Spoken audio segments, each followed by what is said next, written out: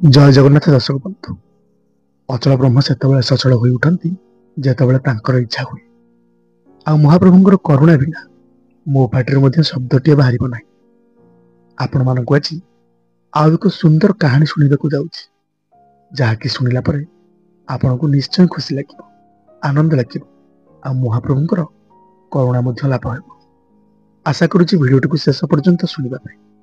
ଆଉ ଶେଷରେ ଜୟ ଜଗନ୍ନାଥ ଲେଖିବାକୁ ଆଦୌ ଭୁଲିବେ ନାହିଁ। ସେଦିନ ଅଳିଆ ଗୋଟେଇଲା ବେଳେ ମହାପ୍ରଭୁଙ୍କର ଦରଭଙ୍ଗା ମୂର୍ତ୍ତିଟାକୁ ଏମିତି ମାଡ଼ିମୁଖ ପୁରେଇ ଦେଇଛି ମୁଣି ଭିତରେ। ବିଜୁ ଆଉ ଜାଣିପାରେନି ତାର ନୀତିଦିନିଆ କାମ ହଉଛି ଅଳିଆ ଗୋଟେଇବା, ଆଉ ସବୁତକ ନେଇ ଅଳିଆ ଗୋଦାମରେ ଜିମା ଦେବା। ସେଇଥିରୁ କିଛି ପଇସା ମାଲିକ ଦିଏ, ଯାହା ବି ପାଏ ହସି ଖୁସିକି ଚଳିଯାଏ, କେବେ ମନ ଉଣା କରେନି। କିନ୍ତୁ ମହାପ୍ରଭୁଙ୍କୁ ଭାରି ଭଲ ପାଏ।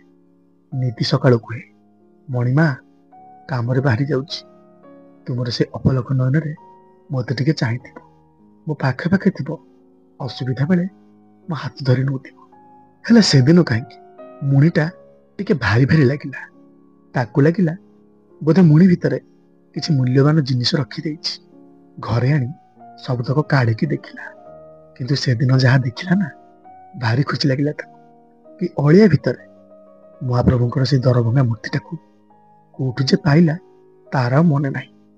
କିନ୍ତୁ ପାଖରେ ପାଇ ନାଚି ପଡ଼ିଲା ସେଦିନ କି ଏତେ ଦିନ ପରେ ଠାକୁରଙ୍କୁ ପାଇଛି।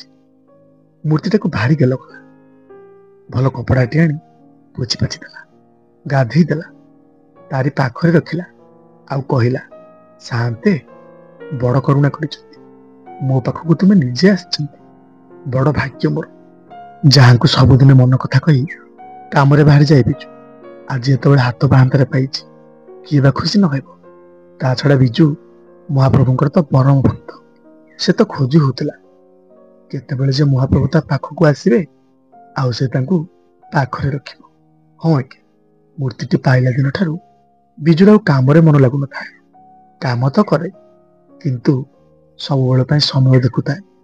କେତେବେଳେ ଟିକେ ସନ୍ଧ୍ୟା ବୁଡ଼ିବ, ମୁଁ ଯାଇ ଘରେ ପହଞ୍ଚିବି, ଆଉ ମୋ ମଣିମାଙ୍କ ସହିତ ଦୁଇ ପଦ କଥା ହେବି, ମୁଣ୍ଡରେ ମୁଣ୍ଡେଇ ଗାଁଟା ସାରା ବୁଲି ଆସିବି। ସେବେଠାରୁ ବିଜୁ କାମ ସାରି ଯେତେବେଳେ ଘରକୁ ଫେରେ, ମହାପ୍ରଭୁଙ୍କ ପାଇଁ କିଛି ନା କିଛି ଜିନିଷ ଆଣିଥାଏ, ତା ମନ ପସନ୍ଦର। ଠାକୁରଙ୍କୁ ଏଇଟା ଭଲ ଲାଗିବ, ସେଇଟା ଭଲ ଲାଗିବ। କିନ୍ତୁ ଲୋକମାନେ ଆଶ୍ଚର୍ଯ୍ୟ ହେଇଗଲେ, ଆରେ ଯୋଉ ପିଲାଟା ଦିନକୁ ଦିଓଳି ଖାଇବାକୁ ପାଉନଥିଲା, ତା ପାଖରେ ଏତେ ପଇସା ଆସୁଛି କୋଉଠୁ? ହଁ ଆଜ୍ଞା, ଦେଲାବାଲାସି ସିଏ ଯେତେବେଳେ କରୁଣା କରିବେ ନା, ତୁମର କିଛି ବି ଅଭାବ ହେବନି।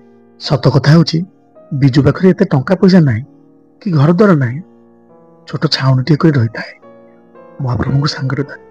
କିନ୍ତୁ ସେଇଥିରେ ସେ ଭାରି ଖୁସିରେ ଥାଏ। ଏ କଥାକୁ କିନ୍ତୁ ସହିପାରିଲେନି ଗାଁ ଲୋକ। ସେଇ ଗାଁରେ ଦୁଇ ଚାରିଟି ପିଲା ଦିନେ ଦେଖିଲେ ବିଜୁ ଯେତେବେଳେ ଠାକୁରଙ୍କୁ ଧରି ବୁଲୁଥାଏ, ତାଙ୍କର ଲକ୍ଷ୍ୟ ପଡ଼ିଲା ସେ ମହାପ୍ରଭୁଙ୍କର ନାକଚଣା ଉପରେ। ହଁ, ଯେ କେହି ଲୋକ ମହାପ୍ରଭୁଙ୍କୁ ରଖିଥିଲା ଶ୍ରଦ୍ଧାରେ, ସୁନାର ନାକଚଣାଟିଏ କରିଦେଇଥିଲା। ସେଇଟା କିନ୍ତୁ ବିଜୁର ଲକ୍ଷ୍ୟ ନାହିଁ। ଏ ପିଲାମାନେ ଭାବିଲେ ସେଇଟାକୁ ଆମେ ଚୋରେଇ ଆଣିବା। ଠାକୁରଙ୍କୁ ନୁହେଁ ମୁଁ, ସେ ନାକଚଣାଟାକୁ ବିକିଦେଲା ପରେ ଲକ୍ଷାଧିକ ଟଙ୍କା ହେବ, ରାତାରାତି ଲକ୍ଷପତି ହୋଇଯିବା। ଲୋଭ ହେଲା ସେଦିନ। ସୁଯୋଗ ଉଡୁଥାନ୍ତି କେତେବେଳେ ବିଜୁ ଠାକୁରଙ୍କୁ ଛାଡ଼ିକି କାମକୁ ଯିବ। ଆଉ ବିଜୁଟା କିନ୍ତୁ ଦଣ୍ଡେ ନିମିଷେ ମହାପ୍ରଭୁଙ୍କୁ ନ ଦେଖି ପାଗଳ ପରିକା ହୋଇଯାଏ। ସେଦିନ ବିଜୁ ବାହାରିଗଲା, ଆଉ ମହାପ୍ରଭୁଙ୍କୁ କହିଲା, ମୁଁ ତ ସଞ୍ଜ ଗୁଡ଼େ ଆସିବି, ତମେ ତମର ଯତ୍ନ ନେଉଥିବ, ହୁସିଆର ଥିବ। ଲୋକମାନେ ଆମକୁ ଦେଖି ସହିପାରୁନାହାନ୍ତି, ତମେ ନିଜକୁ ଜଗି ନବ, ମୁଁ ଏବେ ଆସୁଛି। ଏତିକି କହି ବିଜୁ ତା କାମରେ ଚାଲିଗଲା। ମଣିମା ରହିଗଲେ ଏକା। କାହିଁକି କେଜାଣି ସେଦିନ କିନ୍ତୁ ବିଜୁ କାମକୁ ତ ଆସିଲା, କାମ କରିବାରେ ମନ ଲାଗିଲାନି, ଭଲ ଲାଗୁନଥାଏ ତାକୁ। ଏ କଥା ମାଲିକ ମଧ୍ୟ ଦେଖୁଥାନ୍ତି। ହେଲେ ଏପଟେ ସୁଯୋଗ ଦେଖି ଗାଁ ପିଲାମାନେ ପଶିଲେ ତାଟି କବାଟ ଭାଙ୍ଗିକି ବିଜୁର ଘର ଭିତରେ।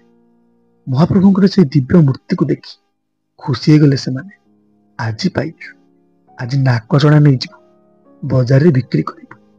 ଏହି କଥା ଭାବି ଯେତେବେଳେ ପିଲାମାନେ ଯାଇ ମହାପ୍ରଭୁଙ୍କର ସେ ନାକଚଣାଟାକୁ କାଢ଼ନ୍ତି, ଆଶ୍ଚର୍ଯ୍ୟର କଥା, ସେମାନେ ସେଦିନ ଯାହା ଅନୁଭବ କଲେ ତାହା ପୂର୍ବରୁ କେବେ ବି ଅନୁଭବ କରିନଥିଲେ। ତାଙ୍କୁ ଯେମିତି ଲାଗିଲା ସେ କାଠର ମୂର୍ତ୍ତି ନୁହଁ ତ, ଯେମିତି ମଣିଷ ପିଲାଟି। ଆଉ ତାରି ନାକରେ ସେ ନାକଚଣାଟି ଲାଗିଛି। ଡରିଗଲେ ସେମାନେ, ସ୍ତବ୍ଧ ହେଇଗଲେ, ସ୍ଥିର ହେଇଗଲେ ସେଇଠି। ସତେ ଯେମିତି ଲାଗୁଥାଏ ମୂର୍ତ୍ତିଠି ନିଶ୍ୱାସ ପ୍ରଶ୍ୱାସ ଚାଲିଛି। ଆମେ ଯାହା ବି କିଛି କରୁଛୁ ସେ ସବୁ ଦେଖିପାରୁଛି, ଆଉ ଯାହା ବି କହୁଛୁ ସବୁ ସେ ଶୁଣିପାରୁଛି। ଏମିତି ଏକ ଆଶ୍ଚର୍ଯ୍ୟର ଜିନିଷ ଦେଖି ଭୟଭୀତ ହେଇଗଲେ ପିଲାମାନେ। ହାତ ଯୋଡ଼ି ଦେଇ ପାଦ ତଳେ ପଡ଼ିଯାଇ କହୁଥାନ୍ତି, ମଣିମା ଆମକୁ କ୍ଷମା କରିଦିଅ, ଆଉ ଏମିତି ଭୁଲ କେବେ ହବନି। ହେଲେ ସେତେବେଳକୁ ମାଲିକ କିନ୍ତୁ ବିଜୁକୁ ଛାଡ଼ି ଦେଇଥାଏ।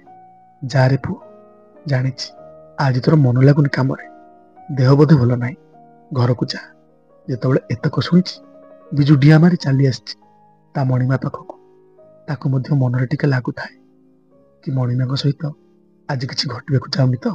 କିନ୍ତୁ ସିଏ ଆସି ଯାହା ଦେଖିଲା ଭାରି ଖୁସି ଲାଗିଲା ତାକୁ, କି ଗାଁରେ ଯୋଉ ପିଲାମାନେ ମୋତେ ଥଟ୍ଟା କରନ୍ତି, ପରିହାସ କରନ୍ତି ମୋ ମଣିମାଙ୍କୁ ଆଉ ମୋତେ ନେଇକି, ଆଜି ସେଇମାନେ ମୋ ମହାପ୍ରଭୁଙ୍କର ପାଦ ତଳେ। ଯାହା ହଉ ସମସ୍ତେ ବଦଳି ଯାଇଛନ୍ତି, ସମସ୍ତେ ଭଲ ପାଉଛନ୍ତି ମୋତେ, ମୋ ମଣିମାଙ୍କୁ ମଧ୍ୟ।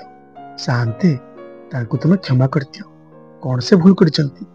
ତାଙ୍କ ଭିତରୁ ଜଣେ କହୁଥାଏ, କିରେ ବିଜୁ, ଜାଣିଛୁ ମହାପ୍ରଭୁଙ୍କର ନିଶ୍ୱାସ ଚାଲୁଛି।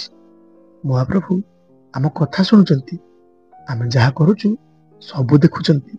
କିରେ କେମିତିକା ଭକ୍ତ ତୁ। ତାର ପାଦ ତଳେ ପଡ଼ିଗଲେ ସମସ୍ତେ। ବିଜୁ କିଛି ବି ବୁଝିପାରୁନଥାଏ।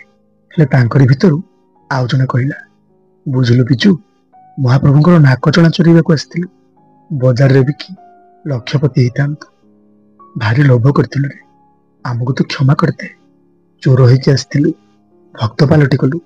ସତରେ କେଡ଼େ ଭାଗ୍ୟବାନ ତୁ, ମହାପ୍ରଭୁଙ୍କୁ ପାଖରେ ପାଇଛୁ।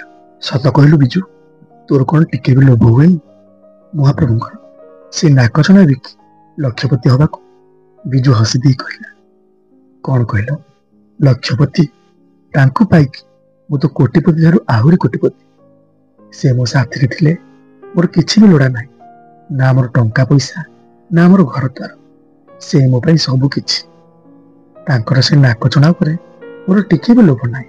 ତାଙ୍କୁ ଯେବେ ପାଇକି ଆଣିଥିଲେ ନା, ସେଦିନ ସେ ନାକରେ ନାକଚଣା ଲାଗିଥିଲେ। ମୁଁ ତ ଗରିବ ଭକ୍ତଟାଏ, ମୁଁ ବା ତାଙ୍କୁ କଣ ଦେଇଥାନ୍ତି? କିଛି ଜିନିଷ ଦେବାର ଅଧିକାର ମୋର ନାହିଁ, ତ କିଛି ଜିନିଷ ତାଙ୍କଠାରୁ ଛଡ଼େଇ ନେବି ବା କେମିତି?